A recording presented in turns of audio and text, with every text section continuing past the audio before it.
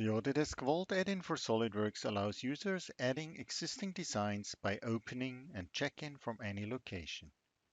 We are just about opening a sample assembly file with several configurations from the default installation folder.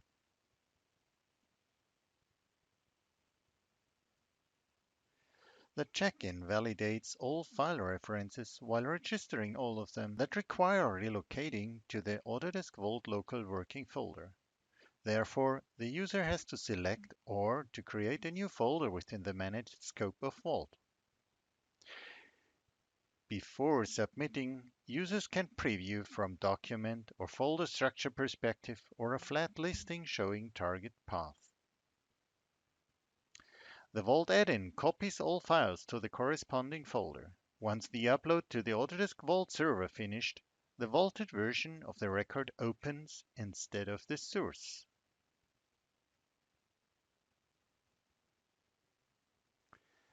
Managed files commonly are named by unique file numbers instead of descriptive text. As a best practice, the descriptive names move to a property field, and Vault numbering renames all references.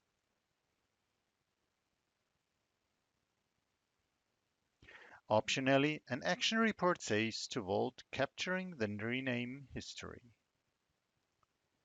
Whenever a SolidWorks user next time opens renamed files from Vault, all references are up to date and refer to the new numbers.